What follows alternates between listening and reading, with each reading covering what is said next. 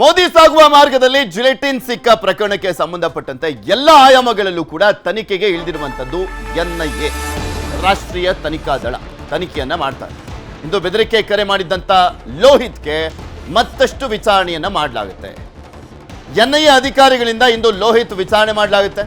ಇದುವರೆಗೂ ಲೋಹಿತ್ ಪಾತ್ರದ ಬಗ್ಗೆ ಸಾಬೀತಾಗಿಲ್ಲ. ಖುದ್ದು ವಿಚಾರಣೆಗೆ ಮುಂದಾಗಿರುವಂತದ್ದು ಎನ್ಐಎ. ಆತ ಬೆದರಿಕೆ ಕರೆಯನ್ನ ಮಾಡಿದ್ದ, ಆದರೆ ಆ ವಿಚಾರದ ಬಗ್ಗೆ ತನಿಖೆಯನ್ನ ಮಾಡಲಾಗ್ತಾ ಇದೆ. ಇನ್ನು ಆತನಿಗೂ ಜಿಲೆಟಿನ್ ಕಡ್ಡಿ ಸಿಕ್ಕಂತ ವಿಚಾರಕ್ಕೆ ಸಂಬಂಧಪಟ್ಟಂತೆ ಏನಾದರೂ ಕನೆಕ್ಷನ್ ಇದೆಯಾ? ಅದು ಇದುವರೆಗೂ ಯಾವುದೇ ಮಾಹಿತಿ ಸಿಕ್ಕಿಲ್ಲ ಕನೆಕ್ಷನ್ ಇರುವಂತದ್ರ ಬಗ್ಗೆ. ಇದು ತುಂಬಾ ಸೀರಿಯಸ್ ಮ್ಯಾಟರ್. ಬಿಕಾಸ್ ಪ್ರಧಾನಮಂತ್ರಿ ಹೋಗ್ತಾ ಇದ್ದಂತಹ ಒಂದು ಮಾರ್ಗದಲ್ಲಿ ಸಿಕ್ಕಂತ ಹಿನ್ನೆಲೆಯಲ್ಲಿ ಇದು ಪರ್ಟಿಕ್ಯುಲರ್ಲಿ ಉದ್ದೇಶಪೂರ್ವಕವಾಗಿ ಏನಾದರೂ ಮಾಡಲಾಗಿದೆಯಾ ಅನ್ನುವಂಥ ಅನುಮಾನನೇ ದೊಡ್ಡ ಮಟ್ಟದಲ್ಲಿ ದಟ್ಟವಾಗಿರುವಂಥದ್ದು. ಅದನ್ನ ಕ್ಲೀನಾಗಿ ಪ್ಯಾಕ್ ಮಾಡಿ ಅಲ್ಲಿ ಇಡ್ಲಾಗಿದೆ. ಆಕಸ್ಮಿಕ ಆಗಿದ್ರೆ ತಂದು ಎಸ್ತೋಗ್ಬಿಟ್ಟಿರೋರು, ಬಟ್ ಪ್ಯಾಕ್ ಮಾಡಿ ಇಡ್ಲಾಗಿರುವಂಥದ್ದು. ಸೊ ಹೀಗಾಗಿನೇ ಎನ್ಐಎ ಟೀಮ್ ಕೂಡ ಅಖಾಡಕ್ಕೆ ಇಳಿದಿರೋದು. ನೋಡಿ, ನಿಮ್ಗೆ ತೋರಿಸ್ತಾ ಇದೀವಿ ಆ ದೃಶ್ಯಾವಳಿಯನ್ನ ಕೂಡ ನಿಮ್ಗೆ ಗಮನಿಸ್ತಾ ಇದ್ದೀರಾ. ಕ್ಲೀನಾಗಿ ಪ್ಯಾಕ್ ಮಾಡಿ ಇಡ್ಲಾಗಿದೆ. ರಾಜ್ಯದ ತನಿಖಾ ತಂಡಗಳಿಂದಲೂ ಕೂಡ ತನಿಖೆ ತೀವ್ರ ಮಾಡಲಾಗಿದೆ. 2 ದಿನಗಳಾದರೂ ಕೂಡ ಸಿಕ್ಕಿಲ್ಲ ಜಿಲೆಟಿನ್ ಇಟ್ಟವರ ಬಗ್ಗೆ ಕ್ಲೂ. ಕೋರಮಂಗಲ ರಾಮನಗರ ಪೊಲೀಸರು ತನಿಖೆಯನ್ನ ಮಾಡ್ತಾ ಇದ್ದಾರೆ. ಸಿಸಿಬಿ, ಐಎಸ್ಟಿ, ರಾಜ್ಯ ಗುಪ್ತಚರ ಇಲಾಖೆ ತನಿಖೆಯನ್ನ ಮಾಡ್ತಾ ಇದೆ. ಒಟ್ಟು 5 ತನಿಖಾ ತಂಡಗಳಿಂದ ಮಾಹಿತಿಯನ್ನ ಸಂಗ್ರಹ ಮಾಡಲಾಗ್ತಾ ಇದೆ. ತಾತಗುಣಿ ಮಾರ್ಗದ ಎಲ್ಲ ಸಿಸಿಟಿವಿಗಳ ಪರಿಶೀಲನೆ ಮಾಡಲಾಗಿದೆ. ಯಾರಿಟ್ಟೋದ್ರು ಅಂತ ಫೈಂಡ್ ಔಟ್ ಮಾಡೋದಿದೆಯಲ್ಲ, ತುಂಬಾ ಕಷ್ಟ. ಎಷ್ಟೊತ್ತಿಗೆ ಇಟ್ಟೋಗಿದ್ರು ಅನ್ನುವಂಥದ್ದು ಅಟ್ಲೀಸ್ಟ್ ಗೊತ್ತಾಗಿದ್ದಿದ್ರೆ ಏನೋ ಒಂದು ಲೆಕ್ಕಾಚಾರದಲ್ಲಿ ಫೈಂಡ್ ಔಟ್ ಮಾಡುವಂಥ ಕೆಲಸ ಆಗಿರೋದು ತನಿಖೆಗೆ ಸ್ವಲ್ಪ ಈಸಿ ಆಗಿರೋದು. ಎಷ್ಟೊತ್ತಿಗೆ ಇಟ್ಟೋದ್ರು ಅನ್ನೋದು ಕೂಡ ಗೊತ್ತಾಗಿಲ್ಲ ಅಲ್ಲಿ. ಇದೇ ಬಿಗ್ ಚಾಲೆಂಜ್ ಆಗಿರೋದು. ಈಗ ತಲಗಟ್ಟಪುರದಿಂದ ಕಗ್ಗಲಿಪುರದವರೆಗೂ ಸಿಸಿಟಿವಿ ಪರಿಶೀಲನೆ ಮಾಡಲಾಗಿದೆ. ಸುಮಾರು 50 ಪೊಲೀಸ್ ಸಿಬ್ಬಂದಿಯಿಂದ ಪರಿಶೀಲನೆ ಮಾಡಲಾಗ್ತದೆ. ಮೊಬೈಲ್ ನೆಟ್ವರ್ಕ್ಗಳ ಬಗ್ಗೆಯೂ ಕೂಡ ಪರಿಶೀಲನೆ ಮಾಡಲಾಗ್ತಾ ಇರುವಂಥದ್ದು. ಜಿಲೆಟಿನ್ ಸಿಕ್ಕ ಪ್ರದೇಶದಲ್ಲಿನ ಆಕ್ಟಿವ್ ಆಗಿದ್ದಂಥ ನಂಬರ್ಸ್ಗಳ ಬಗ್ಗೆ ಶೋಧ ಮಾಡಲಾಗ್ತಾ ಇದೆ. ಶನಿವಾರ ರಾತ್ರಿ 10ರಿಂದ ಭಾನುವಾರ ಬೆಳಗ್ಗೆ 6 ಗಂಟೆಯವರೆಗೂ ಈ ಮಾರ್ಗದಲ್ಲಿ ಹಾದು ಹೋದಂಥ ನಂಬರ್ಗಳ ಪರಿಶೀಲನೆ ಮಾಡಲಾಗ್ತದೆ. ಶನಿವಾರ ರಾತ್ರಿ 10ರಿಂದ ಭಾನುವಾರ ಬೆಳಗ್ಗೆ 6 ಗಂಟೆವರೆಗೂ. ನರೇಂದ್ರ ಮೋದಿಯವರು ಬಂದಿದ್ದು ಭಾನುವಾರ 10ನೇ ತಾರೀಕು. ಇನ್ನು ಶನಿವಾರ ರಾತ್ರಿ ಇಟ್ಟಿರುವಂಥ ಶಂಕೆ ಇದೆ. ಸೊ ಹೀಗಾಗಿ ಶನಿವಾರ ರಾತ್ರಿ 10ರಿಂದ ಭಾನುವಾರ ಬೆಳಗ್ಗೆ 6 ಗಂಟೆವರೆಗೂ ಆ ಬಾಕ್ಸ್ ಸಿಗೋವರೆಗೂ ಅಲ್ಲಿ ಯಾರ್ಯಾರು ಹೋಗಿದ್ರು ಅದನ್ನ ಫೈಂಡ್ ಔಟ್ ಮಾಡುವಂಥ ಕೆಲಸ ಆಗ್ತಾ ಇದೆ ನಂಬರ್ಗಳ ಬಗ್ಗೆ. ಇದ್ರ ಬಗ್ಗೆ ಇನ್ನಷ್ಟು ಮಾಹಿತಿಯನ್ನ ಪಡ್ಕೊಳ್ತಾ ಹೋಗೋಣ. ನಮ್ಮ ಪ್ರತಿನಿಧಿ ಮಾದೇಶ್ ನಮ್ಮ ಜೊತೆ ನೇರ ಸಂಪರ್ಕದಲ್ಲಿ ಜಾಯ್ನ್ ಆಗಿದ್ದಾರೆ. ಮಾದೇಶ್, ತನಿಖೆ ಯಾವ ಹಂತದಲ್ಲಿ ಇದೆ? ಏನಾದರೂ ಕ್ಲೂ ಸಿಗ್ತಾ ಯಾರು ಇಟ್ಟಿದ್ರು ಏನು ಎತ್ತ ಅಂತ?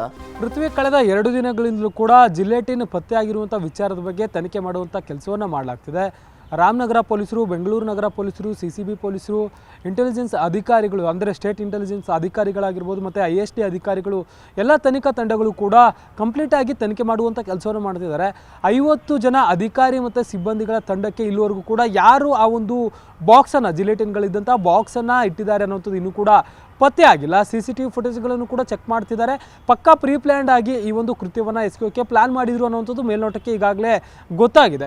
ಯಾಕಂದರೆ ಅಲ್ಲಿ ಆ ಒಂದು ರೀತಿ ಹಳ್ಳಿ ಥರದ ಒಂದು ಜಾಗ ನೋಡ್ತಿದ್ರೆ, ಅದು ಹಳ್ಳಿಯ ಜಾಗ. ಹೀಗಾಗಿ ಅಲ್ಲಿ ಸಾಕಷ್ಟು CCTVಗಳ ಸೌಲಭ್ಯ ಕೂಡ ಇಲ್ಲ.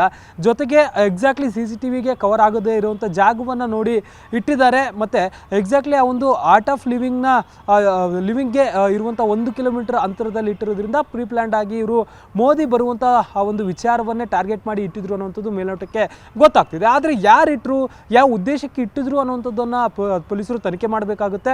ಈಗಾಗಲೇ NIA ಅಧಿಕಾರಿಗಳು ಕೂಡ ಇದ್ರ ಬಗ್ಗೆ ಮಾಹಿತಿಯನ್ನು ಕಲೆ ಹಾಕಿದ್ದಾರೆ. ಸ್ಪಾಟ್ಗೂ ಕೂಡ ವಿಸಿಟ್ ಮಾಡಿ ಪರಿಶೀಲನೆ ಮಾಡಿದ್ದಾರೆ.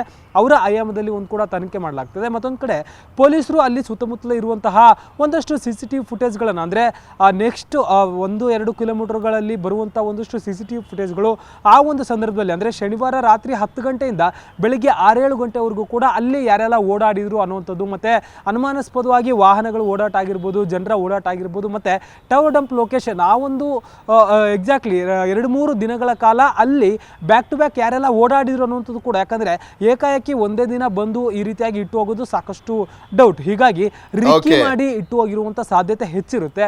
ಹೀಗಾಗಿ ಬ್ಯಾಕ್ ಟು ಬ್ಯಾಕ್ ಅಲ್ಲಿ ಯಾವ ಒಂದು ಮೊಬೈಲ್ ನೆಟ್ವರ್ಕ್ಗಳು ಸಾಕಷ್ಟು ಆಕ್ಟಿವ್ ಆಗಿತ್ತು ಅನ್ನುವಂಥದ್ದು, ಮತ್ತು ಸ್ಥಳೀಯರನ್ನು ಕೂಡ ವಿಚಾರಣೆ ಮಾಡಿ ಪದೇ ಪದೇ ಯಾರು ಅಲ್ಲಿ ಅನುಮಾನಾಸ್ಪದವಾಗಿ ವಿರುದ್ಧವಾಗಿ ಓಡಾಟ ಮಾಡ್ತಿದ್ರು ಅಂಥವ್ರ ಬಗ್ಗೆ ತನಿಖೆ ಮಾಡುವಂಥ ಕೆಲಸವನ್ನು ಮಾಡ್ತಿದ್ದಾರೆ. ಸದ್ಯಕ್ಕೆ ಎಲ್ಲವೂ ಕೂಡ ಪೊಲೀಸರ ಮುಂದೆ ಪ್ರಶ್ನೆಯಾಗಿ ಉಳಿದಿದೆ.